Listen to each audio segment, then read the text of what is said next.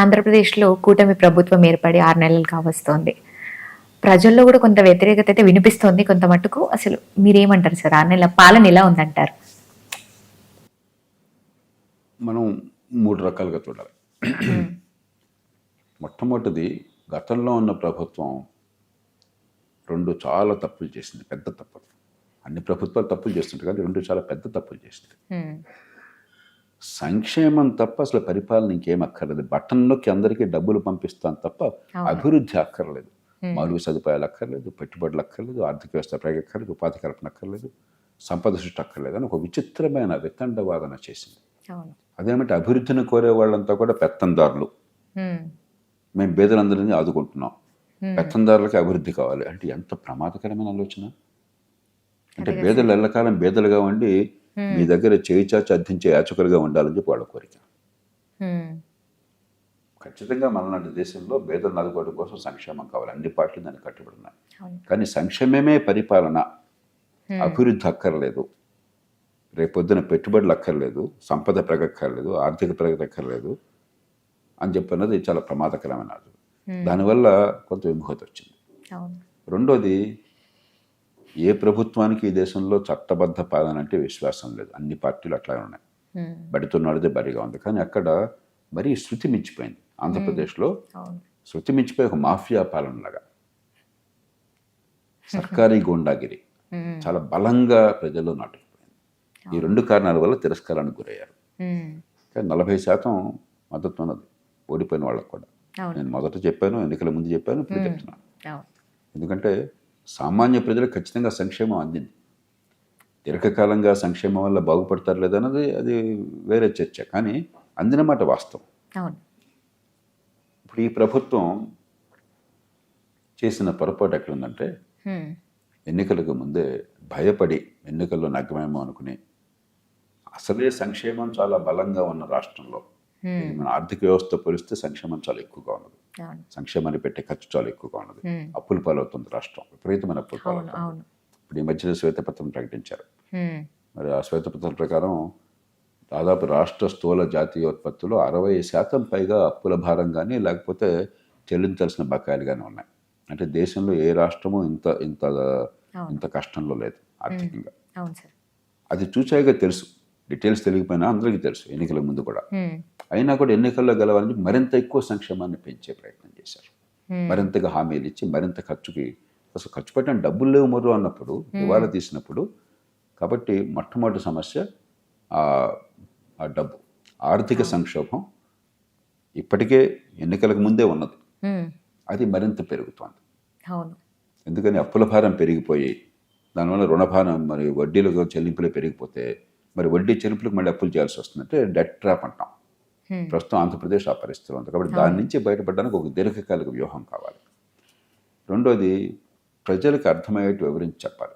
ఆర్థిక పరిస్థితి హ్మ్. రేపు పొద్దున మీ అందరి ఆదాయాలు పెరగాలి, మన రాష్ట్ర ఆదాయం పెరగాలి అని చెప్పన్నట్లయితే కొన్ని ఏర్పాట్లు చేసి పెట్టుబడులకు మాత్రం కేటాయించాలి.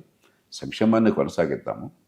ఇప్పుడు ఇచ్చిన హామీలన్నీ ఒకసారి చేయలేము, కొన్ని ఈ రకంగా చేస్తాం, ఒక రోడ్ మ్యాప్ ప్రజల ముందు ఉన్నట్టయితే హ్మ్. అప్పుడు అందరికీ కాకపోయినా కొంతమందికి అర్థమవుతుంది, బీదలకు కూడా. అవును. ఇక మూడోది, మిగతా రంగాల్లో హ్మ్. చట్టబద్ధ పాలన ఆనాడు లేదు, ఇప్పుడు సరిగ్గా లేదు, ఎక్కడ ఏ రాష్ట్రంలో లేదు. హ్మ్. అంత అడ్డగోలుగా, గతం అంత అడ్డగోలుగా లేకపోయినా కూడా చట్టబద్ధ పాలన పునరుద్ధరించడానికి ఏర్పాట్లు చేస్తున్నామని నమ్మకం కలగాలి. ప్రజలు ఒక ప్రభుత్వాన్ని ఎన్నుకునేది అవును. ఈ ప్రభుత్వం వల్ల మార్పు వస్తుందన్న విశ్వాసంతో, మార్పు రావాలన్న కోరికతో. ఖచ్చితంగా. నిజమైన మార్పు రాకుండా కేవలం అధికారంలో ఉన్న వాళ్ళ ముఖాలు మారితే చాలదు. కాబట్టి చట్టబద్ధ పాలన బాగుపడాలి అని చెప్పంటే శాంతి భద్రతల మీద ఎప్పుడు ప్రభుత్వానికి పట్టు ఉంటుంది, ఉండాలి. కానీ నేర పరిశోధన మీద ఏ ప్రభుత్వానికి పట్టు ఉండకూడదు. అది ప్రభుత్వంతో సంబంధం లేకుండా జవాబుదారీగా స్వతంత్రంగా ఉండే ఏర్పాటు చేయాలి. ప్రజలకు విశ్వాసం కలగాలి. హ్మ్. కాబట్టి ఇది అవకాశంగా తీసుకుని ఒక బలమైనటువంటి చట్టబద్ధ పాలన ఉండే వ్యవస్థ నిర్మాణం చేయాలి. ఈ 3 చూసుకున్నట్టయితే సరిగ్గా పెట్టుబడి ఎట్లాగో చేస్తారు. హ్మ్. ఈ ప్రభుత్వం మీద ఆ నమ్మకం ఉన్నది. పెట్టుబడిని తీసుకొస్తారు, అవును. మరి ఆర్థిక వ్యవస్థను పెంచుతారు, ఉపాధి కల్పన ప్రైవేట్ రంగంలో జరుగుతున్న నమ్మకం ఉన్నది. ఆ నమ్మకం లేకపోతే ప్రభుత్వాన్ని ఎన్నుకునేవారు కాదు. కాబట్టి అది ఏదో ప్రయత్నం చేస్తారు. కానీ ఆర్థికంగా కుదేలైపోతే మీరు పైసమ్మే పరమాత్మ. అవును సార్. ఏ రాష్ట్రమైనా కూడా ఆర్థికంగా మీరు చాలా సంక్షోభంలో ఉంటే ఇక రోజు రేపు పొద్దున జీతాలు ఇవ్వటం ఎట్లాగా, హ్మ్. ఈ నెల అప్పులు ఎవరిస్తారు, హ్మ్. మరి ఈ నెల సంక్షేమాన్ని పంచిపెట్టడం ఎట్లాగా, దీనిలో పడిపోతారు. ఒక చిన్న ఉదాహరణ చెప్తాను. మహారాష్ట్ర తీసుకోండి, మొన్న ఎన్నికలు జరిగినాయి. చాలా పత్రికల్లో చాలా సంక్షేమాన్ని మహారాష్ట్రలో ప్రకటించారు బీజేపీ ప్రభుత్వం వారు. బీజేపీని మిగతా సంకీర్ణ ప్రభుత్వం అక్కడ ఉంది. ఆ, చాలా అని చెప్పి అంటున్నారు. కానీ వాళ్ళకి మనకి పోలికే లేదు. మహారాష్ట్రలో 100 రూపాయలు ఆ రాష్ట్ర ఉత్పత్తి ఉన్నట్టయితే అక్కడ అప్పు ఉన్నది కేవలం 20 రూపాయలు. మనకు 60 రూపాయల దగ్గర వెళ్ళిపోయాం మనం అప్పుల భారం. అవును. మహారాష్ట్రలో ఒక్క వృద్ధాప్య పెన్షన్ తీసుకున్న ఉదాహరణకి 1000 రూపాయలు జాతీయ స్థాయి నుంచి ప్రభుత్వం ఇస్తుంటే, నాకు తెలిసినంత వరకు జాతీయ స్థాయి నుంచి వచ్చే అది వరకు 500 ఇచ్చేవాళ్ళు 1000 అనుకుంటాను. మహారాష్ట్రలో 1500 చేసి అంటే ఇంకో 500 అదనంగా ప్రభుత్వం పెట్టుకున్నది. 1500 రూపాయలు. ఎలక్షన్లో ఇంకా మేము నెగ్గితే 2100 చేస్తామన్నారు. మనకంటే చాలా రెట్టింపు తలసరి ఆదాయం ఉన్న రాష్ట్రం, కేవలం 20% మాత్రం అప్పులున్న రాష్ట్రం. దానిలో సగం తలసరి ఆదాయం ఉన్న రాష్ట్రం, 60% అప్పులున్న రాష్ట్రంలో 4000 రూపాయలు ఇప్పుడు వృద్ధాప్య పెన్షన్. కాబట్టి సంక్షేమం ఉండాలి. కానీ మహారాష్ట్ర తీరున కాస్త సంక్షేమాన్ని సాధ్యమయ్యే రీతిలో ఆర్థికంగా కుంగిపోకుండా అభివృద్ధి కోసం గట్టిగా పథకాలు వేస్తూ అభివృద్ధికి పెట్టుబడులు పెడుతూ సంక్షేమానికి అభివృద్ధి మధ్య సమతూకం కావాలి. ఆంధ్రప్రదేశ్లో ఆ సమతూకం దెబ్బతిన్నది. ఆ సమతూకాన్ని తీసుకురావాలి. ఆంధ్రప్రదేశ్ మొత్తాన్ని కూడా అప్పుల బారిన పడేసింది అన్నట్టుగా మనం విమర్శలు వచ్చాయి, దానిలో ఏమాత్రం అనుమానం లేదు. అనుమానం లేదు. ఇప్పుడు వచ్చినటువంటి కూటమి ప్రభుత్వం కూడా అదే వేలో అప్పులు చేసుకుంటూ వెళ్తుంది. దాదాపు ఇప్పుడు 70 కోట్ల అంటే భానుదిల్లో మౌలికమైన తేడా ఉంది. అప్పు చేయడం తప్పు కాదు. రెండు, ఒక స్థాయి వచ్చాక మీకు రోజువారీ ఖర్చులకి తగిన ఆదాయం లేకపోయినప్పుడు అప్పు చేయకుండా మార్గం లేదు, లేకపోతే ప్రభుత్వం మూతపడిపోతుంది. అదే అదే. కాబట్టి ఈ అప్పులు గతంలో చేసిన పాపాల కారణంగా అనివార్యమవుతున్నాయి, పెద్ద అప్పులు. కానీ ఇప్పుడు ఏం చేయాలంటే ఒక దీర్ఘకాలికంగా రోడ్ మ్యాప్ వేసుకుని దీర్ఘకాలంలో అప్పుల భారం తగ్గించడానికి అప్పు తీసుకొచ్చే డబ్బు కాలక్రమేణా తాత్కాలికమైన రోజువారీ ఖర్చులకు కాకుండా అభివృద్ధికి పెట్టుబడులకి ఎలా చేయాలని చెప్పి ఒక వ్యూహం కావాలి. అంతేగాని అప్పు చేయకుండా ఏ రాష్ట్రం నడవదు. అవును. అంటే అందులో గతంలో మీరు భారం పడ్డాక రోజు ఖర్చులు ఉన్నాయి కదా, జీతాలు తగ్గుతున్నాయా? తగ్గట్లేదుగా. సంక్షేమం ఇచ్చేది ఆగుతుందా? ఆగట్లేదు కదా. ఈ ఖర్చులు తగ్గవు కదా. తగ్గపోయినప్పుడు మీరు ఎక్కడి నుంచి ఉన్న ఆదాయం ఇది, అప్పు తప్ప మార్గం లేదు. కానీ ఎల్లకాలం అప్పుల మీద ఈ రకంగా ఆధారపడి ఆ డబ్బంతా రోజువారీ ఖర్చులకే పెట్టేస్తే రేపటి నుంచి చాలా ఒక కుటుంబం ఉంది మన దేశంలో. ఏంటి, ఒక పేద కుటుంబం అయినా సరే నెలకి 15-20 వేల రూపాయల ఆదాయం వచ్చినా కూడా మనం చాలా జాగ్రత్తగా పొదుపు చేసుకుని పిల్లల అవసరాలను తీర్చి అవసరమైతే తల్లిదండ్రులు కొన్ని త్యాగాలకు కూడా సిద్ధపడి తినక ఒక 100-1000 మిగిల్చే ప్రయత్నం చేస్తారు. రేపొద్దున అవసరానికి దాచుకోవచ్చు, బ్యాంకులో వేసుకోవచ్చు, లేకపోతే షేర్లు కొనవచ్చు, లేకపోతే చిన్న ఫ్లాట్ కొనుక్కోవచ్చు, దానికి ఈఎంఐ కట్టవచ్చు, ఆస్తి పెరుగుతుందని చెప్పని. ప్రభుత్వాలు కూడా అలా ప్రవర్తించాలి. అలా ప్రవర్తించకుండా ఏమవుతుంది, ఉన్న కొద్దికి అప్పులు కూరుకుపోయినట్టయితే రేపటి నుంచి ఆలోచించకుండా కొంతకాలం పోయాక అప్పులకు సాధ్యం కాదు. ఎందుకంటే అప్పులకు పరిమితి ఉన్నది, స్తోమతను బట్టి అప్పులు వస్తాయి, పరిమితి ఉన్నది. రెండోది, అప్పుల డబ్బంతా కూడా రేపు పొద్దున ఆస్తులు పెంచడం కోసం ఉపయోగించకుండా ఈవేళ రోజువారీ ఖర్చులు అయినట్టయితే ప్రతిరోజు పారగడపైపోతుంది. కాబట్టి అప్పులు చేయడం తప్పు కాదు, అప్పులు చేయడం అనివార్యం. అందులో ఆంధ్రప్రదేశ్కి గత ప్రభుత్వం చేసిన పాపాల పుణ్యం అని చెప్పిన అప్పులు అనివార్యం. కానీ ఇప్పుడు ఒక రోడ్ మ్యాప్ వేసుకుని ఈ ఆర్థిక సంక్షోభం నుంచి గట్టెక్కేందుకు ఏర్పాటు చేయాలి. మరి దానిలో భాగంగానే ఒక వైట్ పేపర్ రిలీజ్ చేశారు, శ్వేతపత్రాన్ని పరిస్థితుల్లో. మరి దాన్ని ఆసరాగా తీసుకుని, ఆ వాస్తవాల ఆధారంగా తీసుకుని ఒక 5-10 ఏళ్లలో రాష్ట్రం ఈ ఆర్థిక సంక్షోభం నుంచి బయటపడేందుకు ఏర్పాట్లు చేయాలి. ఒక్కరోజున చిట్కాతో పోయేది కాదు. అవును. అంటే ఒకవేళ ఇదే కనుక ఇప్పటికే 70,000 కోట్లు అప్పైంది సార్, ఇదే కొనసాగితే కనుక ఇంకో 4 ఏళ్లలో అంటే మొత్తం 5 ఏళ్లలో ఎలా ఉండబోతుంది అన్నట్టు? ఇప్పుడు ఇది కొనసాగేది సాధ్యం కాదు. ఎందుకంటే జాతీయ స్థాయి నుంచి మీకు అప్పుల మీద పరిమితి ఉంటుంది. ఒక 3% జిఎస్టిపి అంటారు. ఆంధ్రప్రదేశ్ జిఎస్టిపి 14 లక్షల కోట్లు, 15 లక్షల కోట్ల స్థాయిలో ఉన్నది. 15 లక్షల కోట్లు ఉన్నట్టయితే జాతీయ స్థాయిలో ప్రభుత్వం అన్ని రాష్ట్రాలకు కూడా ఒకే రకంగా కొన్ని రీతులు ఉన్నాయి. దాని ప్రకారం 3 లేక 3.5% ద్రవ్య లోటు అప్పు చేసే అవకాశం ఉంటుంది. అంటే 42,000 కోట్లు, 49,000 కోట్లు, 50,000 కోట్లు. అసాధారణ పరిస్థితులు కాస్త ఎక్కువ తక్కువ ఉండొచ్చు. కాబట్టి అప్పుల పరిమితి ఉంది. ఏమవుతున్నప్పటికీ చెప్పుతున్న అప్పులు చేసినా కూడా రోజువారీ ఖర్చు సాధ్యం కాదనుకోండి, ప్రభుత్వం కూలబడిపోతుంది. అందుకని ఆ ప్రమాదం రాకుండా ప్రభుత్వం ఇప్పుడే దీర్ఘకాలిక ప్రణాళిక వేయాలి. ఇప్పుడు చంద్రబాబు నాయుడు గారు సంపద సృష్టిస్తా అని చెప్పారు, అంటే పేదలకి పంచుతా అని చెప్పారు. ఇప్పుడు మొన్న ఏదైతే ఆయన మనందరం కూడా విన్నాము, ప్రతి ఒక్కదాన్ని కూడా ప్రైవేటైజేషన్ చేస్తాము అని కూడా చెప్తూ ఉన్నారు. ఈవెన్ నదులు, డ్యామ్స్ ఇదంతా కూడా ప్రైవేటైజేషన్. అర్థం చేసుకోవాల్సింది ప్రభుత్వం పాత్ర ఏమిటి, ప్రైవేట్ రంగం మార్కెట్ పాత్ర. ప్రైవేట్ అంటే పాకిస్తాన్ కదా, ప్రైవేట్ అంటే మనం ప్రజలు. హ్మ్. హ్మ్. ప్రభుత్వం ప్రధాన పాత్ర చట్టబద్ధ పాలన. హ్మ్. ముందు చట్టం అందరికీ సమానంగా వర్తించేట్టుగా శాంతి భద్రతలను కాపాడి నేరాలకి శిక్ష పడేట్టు ఏర్పాటు చేసి వివాదాలు పరిష్కారం చేయాలి వేగంగా. హ్మ్. ఇవాళ దేశంలో అది లేదు. ఆ తర్వాత ప్రభుత్వం చేయవలసినటువంటిది మౌలిక సదుపాయాల కల్పన. హ్మ్. మీకు రోడ్లు కావచ్చు, విద్యుత్ అవును. కావచ్చు, డబ్బులు మనం కట్టినా కూడా రోడ్లకి మనం సెస్ పే చేయొచ్చు, హ్మ్. టోల్ పే చేయొచ్చు, ఎలక్ట్రిసిటీకి మనం డబ్బులు పే చేయాలి, ఇంట్లో మంచినీళ్ళు కావచ్చు, మరొకటి కావచ్చు, మనం డబ్బులు పే చేసినా కూడా అది చేయవలసింది ప్రభుత్వమే. ఉమ్మడిగా చేయాల్సిన పనులు అవును. కాబట్టి ఎవరు ఇంకోటి చేయరు. ఆ తర్వాత ప్రభుత్వం చేయాల్సిన పని మంచి ప్రమాణాల విద్య, ముఖ్యంగా పాఠశాల విద్య. దాని డబ్బులు ఖర్చు పెడుతున్నారు కానీ విద్య అందట్లా. తర్వాత చేయాల్సింది మంచి ప్రమాణాల ఆరోగ్యం. పేదల మీద, మధ్యతరగతి మీద డబ్బులు భారం లేకుండా మంచి ఆరోగ్యాన్ని ఏర్పాటు చేయడం. హ్మ్. ఈ మొత్తంలో ప్రభుత్వాలు మొత్తం మీద విఫలం అవుతున్నాయి. విఫలమయ్యి ప్రభుత్వం చేయాల్సిన అవసరం లేని పనుల్లో జోక్యం చేసుకుంటున్నాయి. హ్మ్. ఒకప్పుడు బ్రెడ్ కూడా ప్రభుత్వం తయారు చేసేది. మోడర్న్ బ్రెడ్ అని ఒక కంపెనీ ఉండేది. స్కూటర్లు ప్రభుత్వం తయారు చేయాలని స్కూటర్ తయారు చేయలో కూడా ప్రజల దగ్గర అదే పనిగా డిపాజిట్ తీసుకున్నారు. స్కూటర్ల ఉత్పత్తి కూడా కాల. హ్మ్. కార్ల ఉత్పత్తి కూడా ప్రభుత్వ కంపెనీ పెట్టారు. హ్మ్. మైసూర్ శాండల్ పేరుతో ఉదాహరణ కర్ణాటకలో సబ్బు ఉత్పత్తి ప్రభుత్వం చేస్తుంది. ఇవి మార్కెట్ బ్రహ్మాండంగా చేస్తుంది. ప్రభుత్వం చేయడమా ఇది? 60,000 రూపాయల జీతంతో ఒక పనికి 10 మందిని పెట్టుకుని వాళ్ళకి జీతాలు ఇచ్చి మీరు ప్రజలకి నాణ్యమైన వస్తువుని తక్కువ ఖరీదుకి ఉత్పత్తి చేయగలరా? ఏం చేయలేరు. అసాధ్యం. ప్రపంచంలో ఎక్కడ జరగదు అది. హ్మ్. మార్కెట్లో ఏమవుతుంది? మీరు చేస్తారు, ఆమె చేస్తుంది, ఆయన చేస్తాడు. మార్కెట్లో అమ్ముకోవాలి కాబట్టి అతి తక్కువ ఖరీదుకి అతి ఎక్కువ మన్నికతో అమ్ముడు పోయేట్టుగా ఎలా చేయాలని తపన పడతారు మీరు రాత్రింబవళ్ళు. హ్మ్. దాన్ని మార్కెట్లో అమ్ముకుంటేనే మీ కంపెనీ నిలుస్తుంది. లేకపోతే మీ కంపెనీ మూతపడుతుంది. హ్మ్. ప్రభుత్వం ఏం చేస్తుంది? మన దగ్గర పన్నులు గోల్డోడు కొట్టి పన్నులు లాక్కుని మన దగ్గర డబ్బులు వాడు ఇష్టం వచ్చినట్టుగా ప్రవర్తిస్తున్నాడు.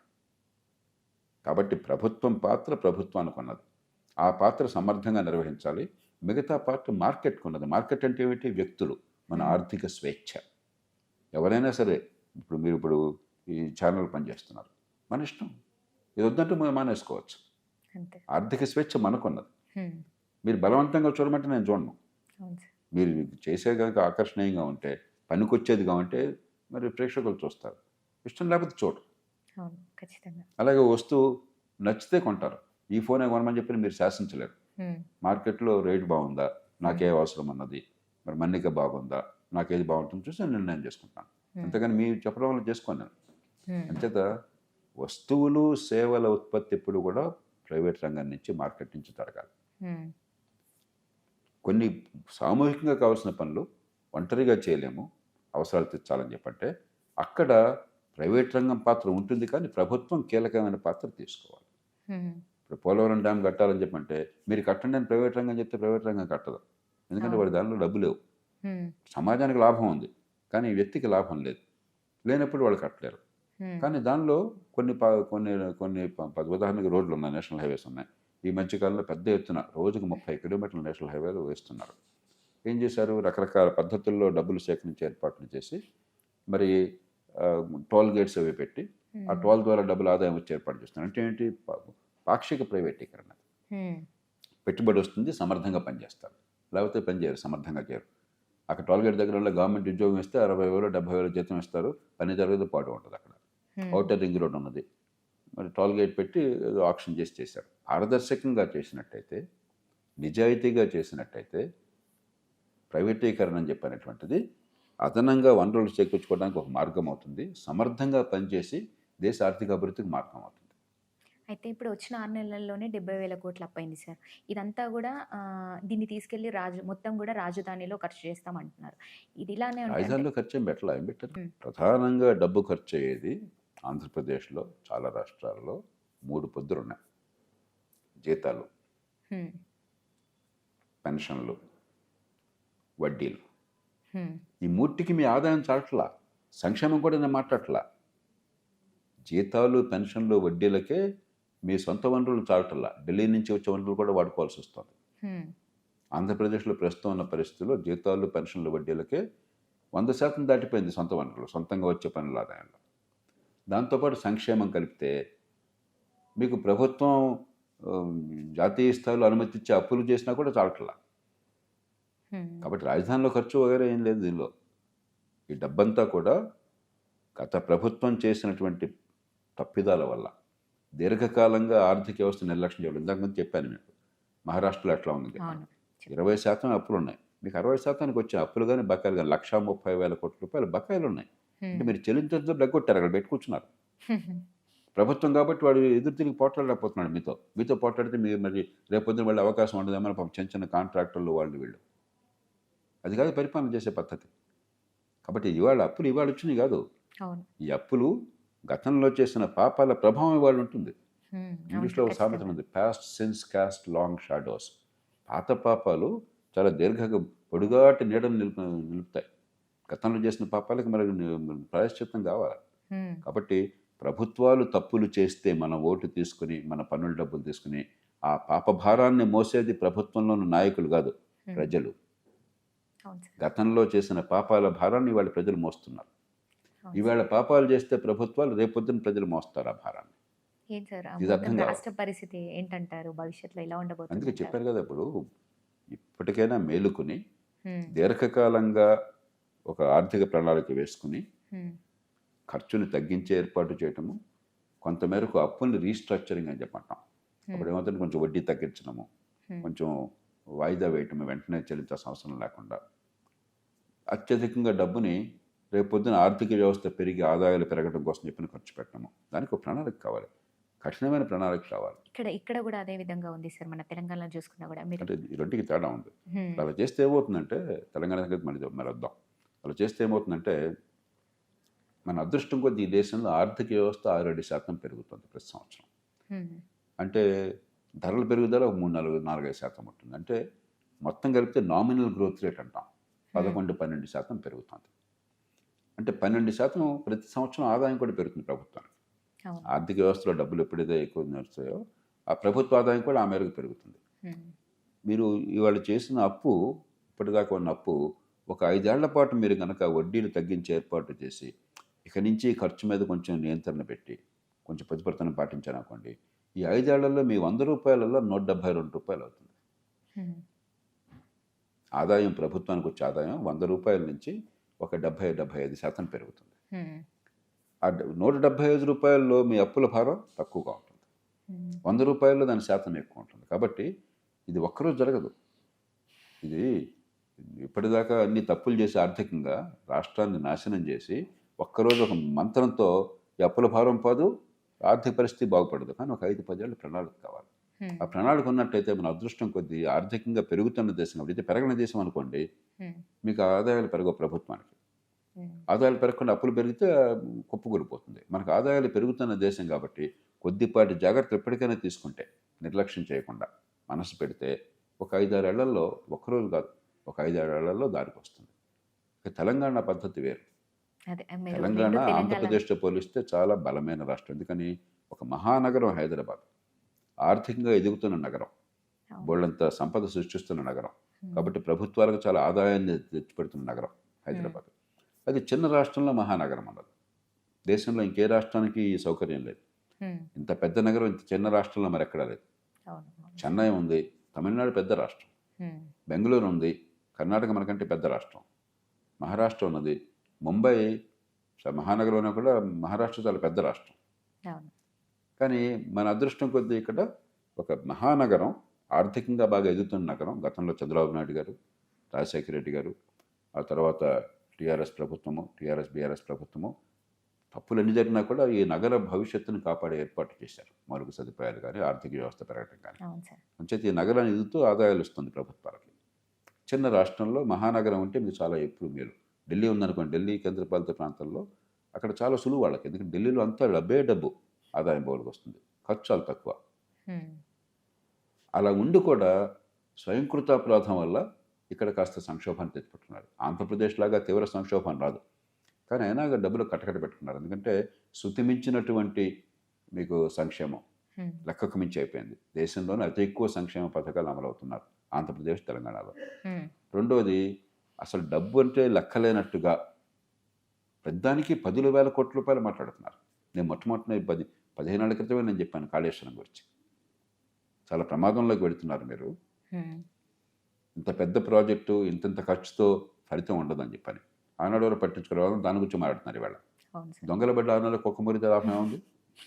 అదే దొంగలు జరిగింది. పడేప్పుడు దాన్ని ఆపాలి కానీ ఆ ప్రయత్నం నేను చేశాను. అప్పుడు ఎవరు వినలా. ఇప్పుడు అందరూ బాధపడుతున్నారు.